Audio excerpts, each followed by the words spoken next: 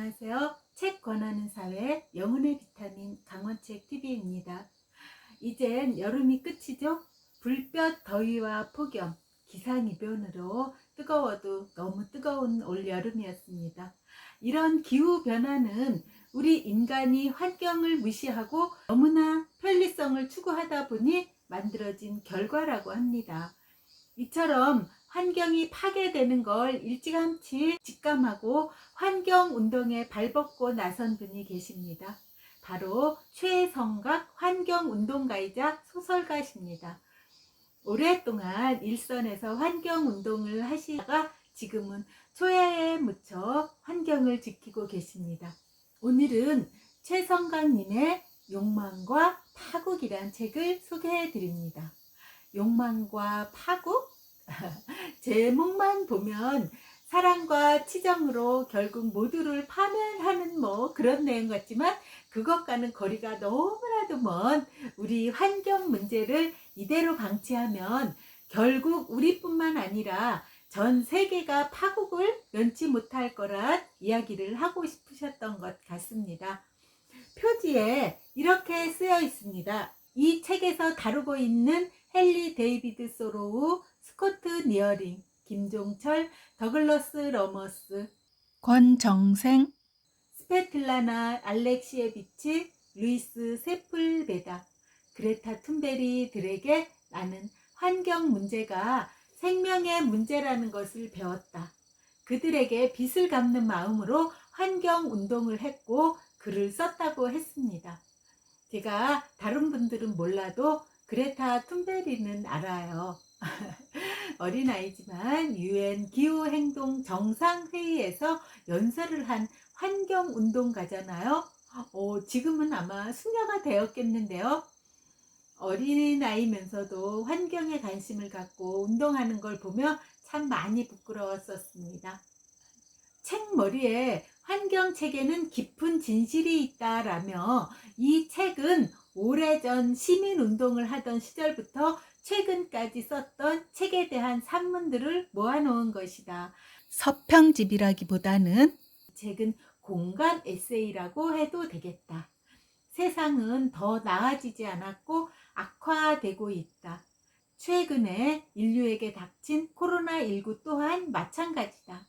지금은 이 행성 모든 인간 종이 오로지 역병 이전에 누렸던 삶으로의 복귀를 간절히 소망하고 있지만 역병이 돌게 된 원인은 무엇이든지 간에 확실한 것 한 가지는 이번 팬데믹이 그간의 인간 활동으로 비롯되었다는 점이다. 환경책은 무거운 주제 속에서도 찾으려고 들면 인간의 위대성에 대한 믿음과 아름다운 선택과 실천을 만날 수 있고 거기에 따르는 감동이 있다. 또한 환경책들은 한결같이 인간이 실현해보지 못했던 전망을 제시하고 촉구한다. 인간은 파멸을 재촉하는 능력만큼이나 겸손과 다른 생명체들에 대한 존경심을 회복하고 공생할 수 있는 정신적인 힘을 지니고 있고 바로 지금이 그 힘을 발휘할 때라고 말하고 있었다라고 쓰셨습니다. 그러게요. 반성은 하면서도 불편함을 참지 못하고 그저 편리성만 지향하죠. 생각해보니 저도 그렇습니다. 일회용 물티슈가 종이가 아니라 플라스틱이라는 사실을 알고는 안 쓰고 싶은데 사다 놓은 게 있으니까 나도 모르게 훅 뽑아서 쓰고 그러더라고요. 반성하겠습니다. 반성합니다. 그럼 책 내용을 볼까요? 1부 기후행동보다 더 중요한 것은 없다입니다. 나를 시골로 가게 만든 한 권의 책은 더글러스 라마스와 스지 시니치가 쓴 에콜로지와 평화의 교차점을 읽고 쓰셨고요. 아버지를 슬픔에 적게 한 안데스의 빙하 퇴각은 마크 라이너스의 지구의 미래로 떠난 여행을 읽고 집필하셨습니다. 그리고 역대급 장마 속에서 떠오르는 한 권의 책은 더글러스 라마스의 경제 성장이 안 되면 우리는 풍요롭지 못한가를 읽고 쓰셨고요. 그레타 툰베리는 왜 우리를 가만두지 않을까는요. 한제각 역금의 1.5 그레타 툰베리와 함께를 읽고 를 쓰셨고요. 나는 이 책을 읽고 이혼을 결심했다는요.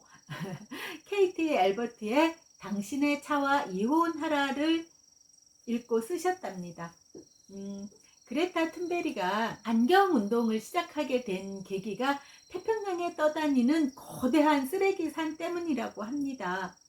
죽은 고래의 위와 거북이 뱃속에서 나온 비닐이나 플라스틱들, 우리가 쉽게 사서 마시고 버린 생수병, 그리고 제가 아무 자각도 없이 쑥쑥 뽑아 쓰는 비닐 장갑과 비닐 봉지들이 주범이 아닐까 합니다. 참 부끄럽습니다.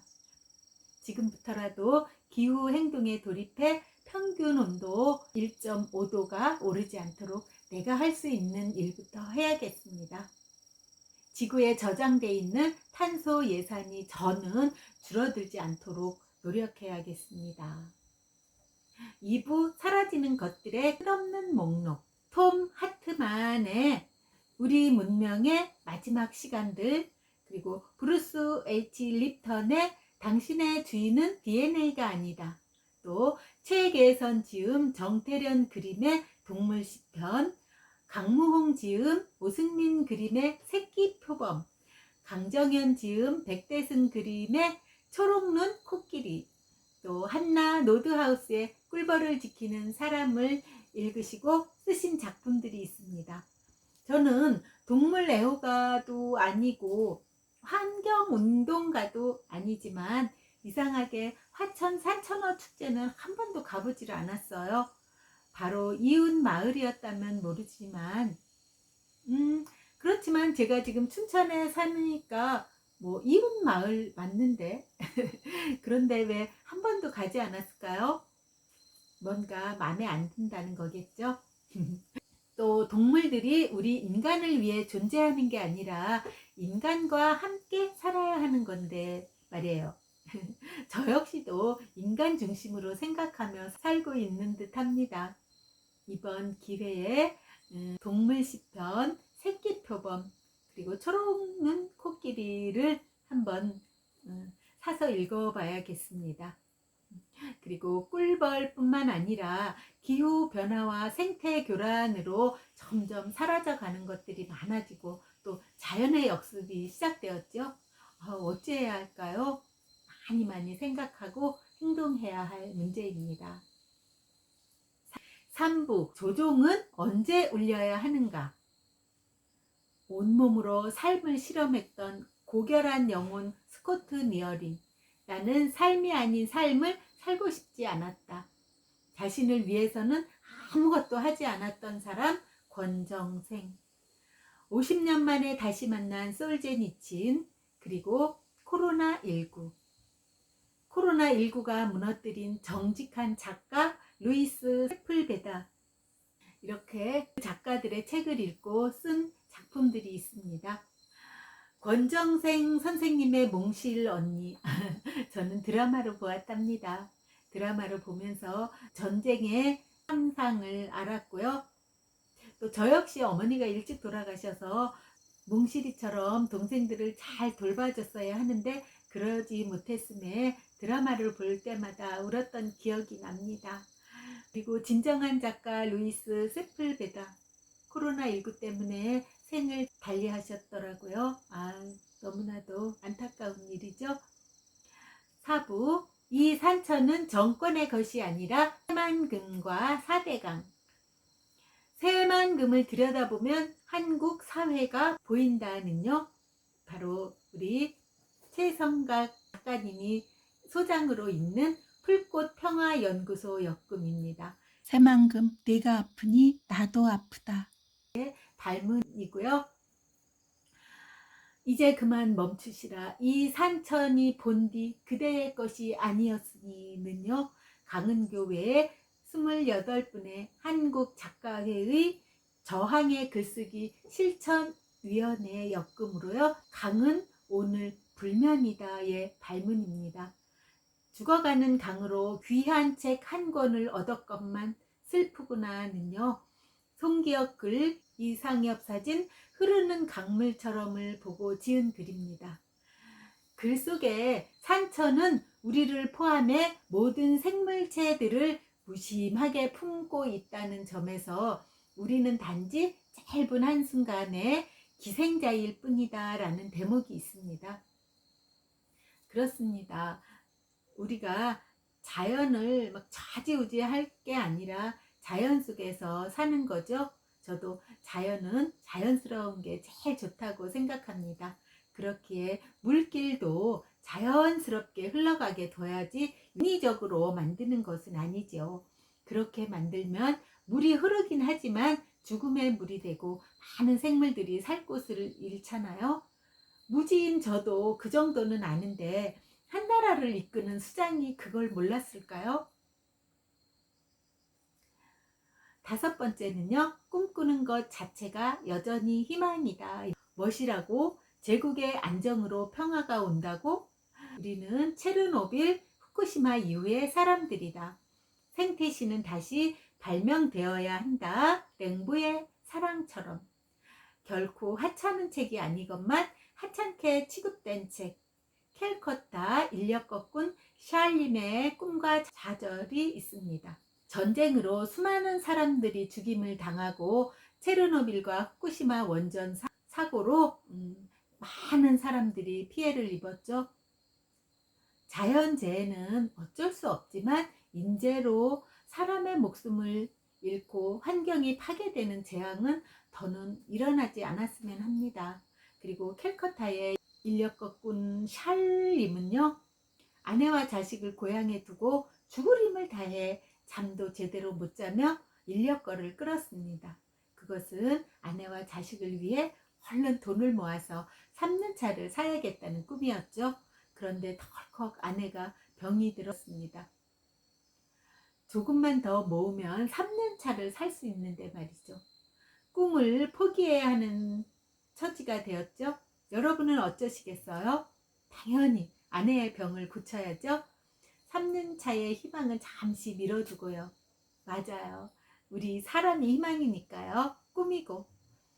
우리는 아직 그렇게 믿고 꿈꾸기에 우리에겐 여전히 희망의 불씨가 타오를 거라고 생각합니다.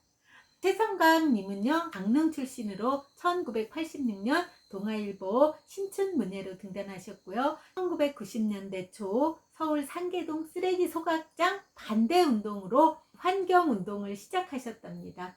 2009년부터 현재까지 풀꽃평화연구소 소장이시고요. 녹색평론 편집 자문위원입니다. 저서로는 생태소설집 쫓아가는 새, 거위 맞다와 무다비, 그리고 사막에 우물 파는 인부가 있고요. 생태 산문집은요, 달려라 냇물아, 그리고 날아라 새들아가 있습니다. 환경 독서 산문집 나는 오늘도 책을 읽었다 등이 있습니다. 요산 문학상과 교보 환경문화상 등을 수상하셨네요. 그동안 제가 읽었던 수필집이나 시집과는 많이 다른, 그리고 장문에 그리기에 독후감을 쓰기에는 어려움이 있었습니다. 그건 제가 많은 지식이 없고 부족한 식견 때문이었어요. 그렇지만 아주 뜻깊었습니다. 제가 한층 성장하는 계기가 된 듯합니다. 그리고 환경운동에 대해 좀 더 알았고요. 이렇게 훌륭한 분들이 앞장서고 계시니까요. 우리는 뒤에서 잘 따르고 지키면 되는 것입니다. 오늘부터라도 지구에 저장되어 있는 탄소 예산이 줄어들지 않도록 우리 모두 노력하자고요. 자신이 할 수 있는 것에서부터요. 저도 노력하겠습니다. 사랑하는 우리 강원책TV 애청자님들도 함께 동참해 주실 거죠? 우리의 지구, 아니 우리나라 우리가 지키자고요. 오늘은 환경운동가이자 소설가이신 최성강님의 욕망과 파국이란 책을 소개해 드렸습니다. 감사합니다.